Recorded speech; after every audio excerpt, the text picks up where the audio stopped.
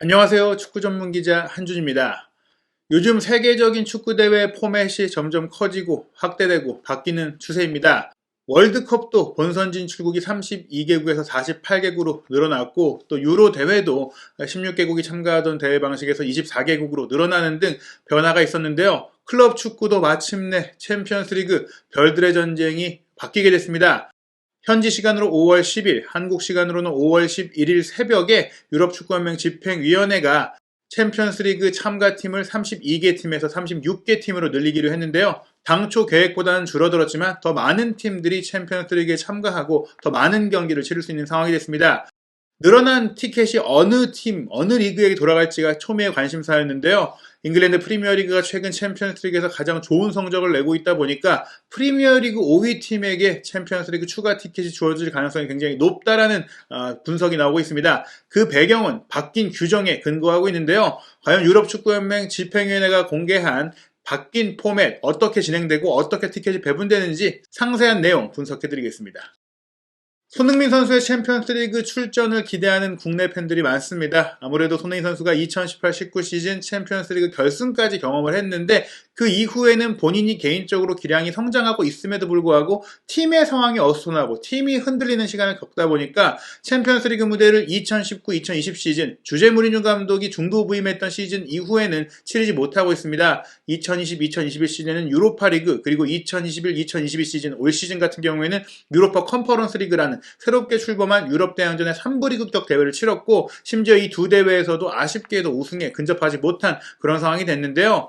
세계적인 명장 안토니오 콘테 감독이 부임하면서 챔피언스리그 진출권 경쟁을 치열하게 벌이고 있는데 워낙에 잉글랜드 프리미어리그에 강팀들이 많고 또 투자를 많이 되다 보니까 4위 자리를 차지하는 것도 쉽지 않아졌다. 심지어 콘테 감독은 프리미어리그 우승이 챔피언스리그 우승보다 더 어려울 수 있고 프리미어리그에서 4위를 차지하는 것은 다른 나라 리그 우승보다 어려울 수도 있다. 이런 얘기를 할 정도로 지금 프리미어리그가 어떻게 보자면 최근에 출범시키려고 했던 유럽 슈퍼리그의 수준처럼 정말 많은 팀들 거의 8개에서 10개 팀들이 강력한 모습을 보이고 있는 그런 흐름이 되고 있는데요. 그런 가운데 챔피언스리그가 확대된 것은 매년 꾸준히 챔피언스리그 무대에서 솔직히 토트넘과 손흥민 선수의 활약을 보기 어려운 시점에서 조금이나마 희망이 늘어날 수 있는 부분이라고 볼 수 있겠습니다. 영국의 프리미어리그 주간 방송사이자 챔피언스리그 중계권을 갖고 있는 스카이 스포츠가 챔피언스리그의 확대 개편 방식을 소개하면서 헤드라인으로 꼽은 것이 프리미어리그 팀들이 5팀이 본선에 참가할 수가 있고 최대 7팀까지 가능할 수 있는 형태로 개편이 됐다. 이렇게 소개를 했어요. 대체 어떻게 된 이야기인지 일단은 공식 발표 내용부터 살펴보겠습니다.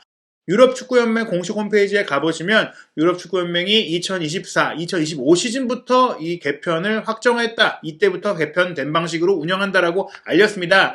당장 지금 다투고 있는 티켓 다음 시즌이 아니라 그리고 그 다음 시즌도 아닌 유예 기간을 두고 3년 후 시즌에 대한 얘기이긴 한데요. 그렇다고 하더라도 그때까지 손흥민 선수가 일단 토트넘과 계약 기간 안에 있고 전성기 기량을 유지할 것으로 보이기 때문에 이 시점 최소한 2024-2025 시즌에는 토트넘이 챔피언스리그에 진출할 수 있는 희망이 가능성이 좀 더 커질 수 있겠다라고 기대할 수 있는 부분인데요. 일단 개편안의 공식 내용을 살펴보면 본래 추진됐던 조별리그에 총 10경기를 치르겠다고 했던 그 방대한 양의 경기가 늘어나는 부분은 8경기 운영으로 좀 조정이 됐습니다. 상세하게 내용을 살펴보면 유럽축구연맹 집행위원회는 경기에 참여하는 이해 관계자들, 즉 구단들이죠. 이런 분들과 철저한 협의를 거쳐서 2024-2025 시즌에 유럽 클럽 대항전의 최종 형식 그리고 이제 참가팀에 대한 방식을 결정을 했는데요. 처음에 이제 얘기된 게 2021년 지난해 4월 19일이에요. 스위스 시스템이라고 해갖고 지금과 같이 조별리그를 편성해서 짜는 게 아니라 본선에 진출한 팀들이 대진을 추첨을 해서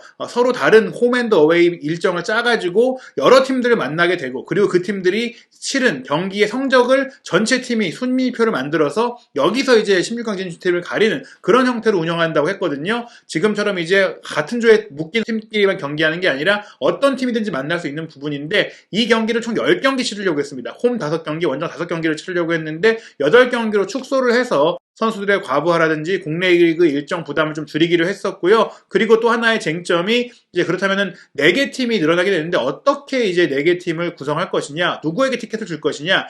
이전에 추진됐던 방식이 역대 챔피언스리그에서 많은 점수를 얻은 팀, 좋은 성적을 낸 팀, 클럽 개수, 클럽들이 쌓은 랭킹으로 주겠다라는 얘기를 했는데 그러다 보면 사실은 이미 숙회를 봐왔고 이미 챔피언스리그 참가해 왔던 팀들에게 보장해주는 거 아니냐. 리그에서 조금 부진해도 챔피언스리그를 꾸준히 나갈 수 있으면 챔피언스리그 참가를 통한 수익으로 계속해서 팀이 투자할 수 있고 양극화를 계속해서 강화할 수 있는 그런 부분이 있다 보니까 논란이 됐었는데, 그것을 백지화하고 배정 기준을 역시 리그 성적을 기준으로 바꾸기로 했다. 그렇다면 어떻게 이제 바꾸기로 했느냐, 이게 중요한데요.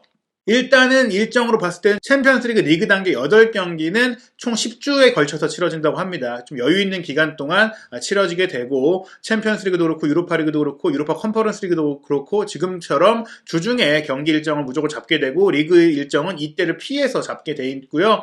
32개 팀에서 36개 팀으로 늘어난 가운데 4장은 어디에 들어가느냐, 여기서 소개해드리겠습니다. 일단 현재 유럽 리그 랭킹 5위에 해당하는 리그의 3위 팀에게 한 장을 주어진다. 현재 5위인 프랑스 리그로 예를 들면은 1, 2위 우승팀, 준우승팀은 본선에 직행을 하지만 3위 팀은 예선전을 거쳐서 참가를 했어야 되거든요. 하지만 이제는 리그 3위 팀도 바로 본선에 직행한다. 프랑스 리그 3위도 챔피언스리그 본선을 무조건 가고요. 그리고 이제 중소리그의 챔피언들이 조금 더 원활하게 갈 수 있도록 지금은 이제 다른 중소리그, 중하위권 리그의 챔피언들도 챔피언스리그임에도 불구하고 챔피언스리그 본선에 못 가고 예선전을 치러가지고 올라와야 됐었고 플레이오프도 치러야 됐었는데, 이제는 이런 챔피언들만 따로 예선전을 치러서 그 팀들 중에서 그 예선전을 돌파한 한 챔피언에게 무조건 챔피언스리그 본선에 갈 수 있도록, 다른 리그 2, 3위 팀들과 겨룰 필요가 없도록 한 장을 주기로 했고요. 그리고 남은 2장이 중요한데요. 직전 한 시즌 유럽 대항전 성적, 즉 챔피언스리그에서 가장 좋은 성적을 낸 리그에 한 장씩 이 티켓을 준다. 예를 들어서 지난 시즌에 잉글랜드 리그 팀들이 성적이 가장 좋았다고 하면 잉글랜드 리그에 한 장을 추가로 주니까 4위까지는 무조건 본선에 가고 5위 팀이 챔피언스리그에 나갈 수 있다는 겁니다. 2020-2021 시즌, 바로 지난 시즌을 기준으로 집계를 가상으로 돌려봤을 때는 잉글랜드와 네덜란드가 추가적인 티켓을 얻게 된다고 하는데요. 참가팀 숫자가 다르기 때문에 참가팀 전체 숫자만큼의 총 승점을 나눠서 팀당 승점이 어느 정도가 됐을지를 계산하면은 어떤 팀이 챔피언스리그 성적이 좋았는지가 나오기 때문에 이것을 매년 집계해서 추가 티켓을 준다고 했는데, 지금 잉글랜드 프리미어리그 팀들이 계속해서 챔피언스리그 성적이 좋기 때문에 이런 부분들은 확실히 프리미어리그가 추가적인 티켓을 꾸준히 확보할 수 있는 흐름으로 볼 수 있다, 이렇게 볼 수가 있겠고요. 사실 이제 준결승전도 단판으로 치르고 또 아예 준결승 결승을 한 장소에 모여서 치는 이런 방안 논의가 됐었는데, 일단은 결승전만 주말에 치르고 나머지 일정 준결승 8강 이런 경기들은 홈앤더 어웨이로 이전처럼 현재처럼 치르기로 했다고 합니다. 36개 팀 체제에서 중요한 건 말씀드린 대로 이게 조별리그가 아니라 그냥 리그 단계입니다. 조편성 없이 총 8번의 경기를 각기 다른 8개 팀과 치르는 거예요. 한 팀과 홈앤더 어웨이를 주고받는 게 아니라 어떤 팀과는 홈 경기만 하고 어떤 팀과는 원정 경기를 하게 되는 것을 시작할 때 추첨해가지고 결정하는 것이고요. 이런 팀들이 다 합친 36개 팀의 순위표를 통해서 상위 8개 팀, 1위부터 8위 팀이 그냥 자동으로 16강전에 진출하고 9위부터 24위까지 총 16개 팀이 대진표를 짜서 플레이오프를 치른 이후 홈앤더웨이를 경기를 치러서 거기서 살아남은 8개 팀이 16강에 올라서 이미 진출한 8개 팀과 다시 대진 추첨을 해서 16강을 구성하는, 조금 복잡할 수 있지만 아마도 이제 보다 보면 익숙해질 수 있는 그런 형태가 될 것 같고요. 밑에 단계인 유럽 대항전도 마찬가지라고 합니다. 유로파 리그도 이제 리그 단계를 8경기로 치러서 이런 형태로 토너먼트 노가웃 스테이지를 구성하고, 다만 유로파 컨퍼런스 리그는 기존처럼 6경기를 리그 단계에서 치르고, 다만 본선 참가팀은 총 36개 팀으로 구성하는 지금 이 스위스 시스템이라고 하는 시스템으로 모든 유럽 대항전이 개편된다고 볼 수 있고요. 이 방식의 이점은 현재 챔피언스 리그에서는 경기 숫자도 적을 뿐더러 만나는 팀이 제한적이잖아요. 조별 리그에서 홈앤더 어웨이로 경기를 치르다 보니까 사실 3팀만 만나고 끝나게 되는데, 이 방식을 택하면 더 많은 팀들, 더 많은 리그의 팀들을 만나면서 교류의 장이 넓어질 수 있다. 유럽 축구 팀들 간의 교류가 좀 넓어질 수 있다. 이렇게 좀 볼 수 있는 강점이 있겠습니다. 새로운 규정에 대해서 스카이 스포츠가 분석한 것을 보면요, 잉글랜드 프리미어리그가 최근에 5시즌 중에 무려 4시즌 동안 최고 성적이 2위 안에 들었던 리그입니다. 그러니까 8강, 4강 결승에 오른 팀들이 워낙 많았다 보니까 얻은 승점 자체가 높아서 지난 5시즌 중에서 4시즌은 리그 5위까지도 챔피언스리그에 갈 수 있는 성적을 냈기 때문에 이 개편 방식이 적용된 이후에도 프리미어리그가 큰 문제가 없는 한, 지금의 중계권 수익 규모라든지 재정 규모라든지 투자 규모를 감안했을 때는 프리미어리그가 5위 팀까지 본선 진출을 거의 맡아놓는 상황이 될 가능성이 꽤나 크다, 이렇게 볼 수가 있겠고요. 여기서 그러면 어떻게 7개 팀이 본선에 나갈 수 있느냐를 보면은 챔피언스리그 우승팀과 유로파리그 우승팀에게 본선 진출권은 자동으로 주어지는 게 유지가 돼요. 그러다 보면 사실 사실 겹칠 경우에는 이게 뭐 그 팀이 상위 4위 이내를 차지했을 경우에는 추가 티켓이 주어지지 않지만 저번 시즌 챔피언스리그 우승팀이 프리미어리그에서 6위를 하고 유로파리그 우승팀이 7위를 했는데 저번 시즌의 챔피언스리그 성적이 역시 우승팀이 나왔기 때문에 좋을 거 아닙니까? 그렇다면 5위 팀까지 또 출전권이 주어지니까 총 7개 팀이 챔피언스리그 본선에 나갈 수 있는 뭐 그런 상황이 된다. 이게 뭐 거의 쉽지는 않겠지만 실제로 챔피언스리그 우승, 유로파리그 우승을 뭐 프리미어리그 팀들이 또 많이 해오고 있기 때문에 충분히 뭐 실현이 될 수 있는 시나리오다. 뭐 이렇게도 볼 수가 있겠습니다. 뭐 이런 상황이 된다면 정말 프리미어리그 팀 7개 팀이 나가니까 과거 추진됐던 슈퍼리그에서처럼 프리미어리그의 강팀들은 다 이제 유럽 대항전을 참가하면서 이런 주중 경기를 할 수 있는 뭐 그런 상황이 될 수 있겠는데요. 일단은 스카이 스포츠의 추가 보도에 따르면 유럽 축구연맹 집행위원회 애초에 야심이 조금 이제 물러선 부분이 있다. 10경기로 이제 리그 단계를 하려고 했는데 8경기 정도로 절충안을 찾았고 다만 이제 1월 달에 이제 유럽 대항전을 치러야 되는 일정들이 이제 확정이 되다 보니까 이 부분에 대해서는 공식 발표를 하긴 했는데 잉글랜드에서는 조금 이제 1월 달에 경기 일정이 안 나온다. 주중에 이걸 빼기가 어렵다. 리그컵, 카라바오컵도 있기 때문인데요.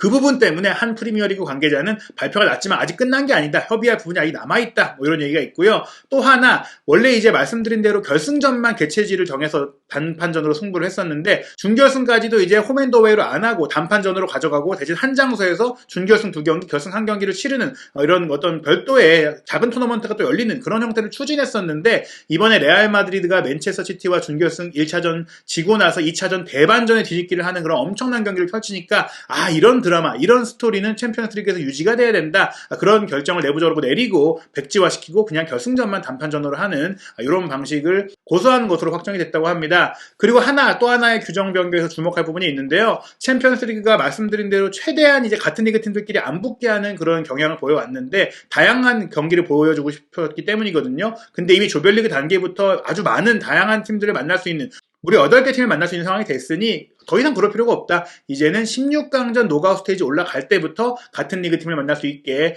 조정이 바뀌었다고 하고요. 이로 인해 참가팀 수도 늘어났고 경기 수도 늘어났기 때문에 전체 경기 수가 무려 64경기가 늘어나게 됐다. 챔피언스 리그가 지금 현재 32개 팀 본선 체제에서는 125경기를 치르게 되는데 이제 189경기를 치르게 됐고요. 그로 인해 자연스럽게 수익이 증대된다. 엄청나게 많은 수익이 증대될 것이다. 40% 정도의 수익이 증대되는데 그걸 다 유럽 축구연맹이 뭐 가져가고 기존 방식대로 배분하는 게 아니라 챔피언스리그나 유럽 대항전에 못 나가는 팀들이 분명히 예산적으로 더 격차가 벌어지는데 그런 팀들을 지원하기 위한 또 하나의 포지션도 만들어 놓고요. 또 재정 분배 모델에 따라서 참가팀들이 또 고르게 어느 정도 이런 수익을 누리고 어떤 강팀들만 돈을 다 독식하는 그런 상태가 되지 않는 협의가 또 이루어질 것이라고 합니다. 말씀드린 대로 추가적인 티켓, 프랑스 리그 현재 리그 5위 팀의 3위 팀 본선 자동 진출, 그리고 챔피언스 리그 등록을 통한 국내 리그 우승팀들, 중하위 리그의 우승팀들이 조금 더 참가할 수 있게 됐고 여기에 직전 시즌 최고 성적을 낸 리그 2개 리그의 추가 성적팀이 이제 참가할 수 있게 됐는데요.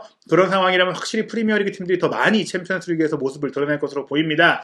유럽 축구가 재정적으로 흔들리고 있었고 또 코로나19 타격 속에서 더더욱이나 힘든 시간을 겪으면서 투자 이후 손실이 너무 커서 이제 위기를 겪었고 그런 과정 속에서 암암리에 얘기가 들던 슈퍼리그, 유럽의 초엘리트 클럽들이 아예 모여서 별도의 리그를 운영해서 챔피언스 리그를 좀 무력화하는 그런 대회를 창설하려고 했다가 무산이 됐었는데 챔피언스 리그가 이런 개편을 통해서 더 좀 풍부한 이야기를 담을 수 있게 됐기 때문에 이런 부분들에 대해서 유럽 빅클럽들이 조금은 수긍하는 분위기가 아닌가 생각이 됩니다. 그리고 손흥민 선수 역시 챔피언스 리그 도전이 조금 수월해질 수 있긴 한데요. 일단 손흥민 선수가 2025년 여름까지 토트넘과 계약을 했기 때문에 이 개편안이 적용되는 2024-2025 시즌까지 이적이 없다면 그 시즌을 함께 참가하면서 챔피언스리그 무대에 설 가능성이 있고요. 다만 현재 도전하고 있는 2022-2023 시즌 그리고 2023-2024 시즌은 똑같이 4위 경쟁을 해야만 챔피언스리그에 나갈 수 있습니다. 현재 아스널과 치열하게 4위 경쟁을 벌이고 있는 토트넘인데요. 과연 다음 시즌 챔피언스리그 무대에 손흥민 선수가 이제 뛸 수 있을지 여부 마지막까지 지켜봐야 될 것 같고요. 그 다음 시즌 같은 경우에는 토트넘이 콘테 감독의 요청에 따라서 대대적인 투자 지원을 받는다면 노려볼 수 있다고 볼 수 있겠습니다. 손흥민 선수를 챔피언스리그에서 정말 보고 싶은 마음이 간절합니다. 챔피언스리그에 관련된 소식도 또 변화되는 최신 상황도 한준TV에서 꼼꼼하게 정리해서 소개해드리도록 하겠습니다. 새로운 채널로 구독해주시고 알림 설정해주시고 다시 한번 좋아요 부탁드리겠습니다.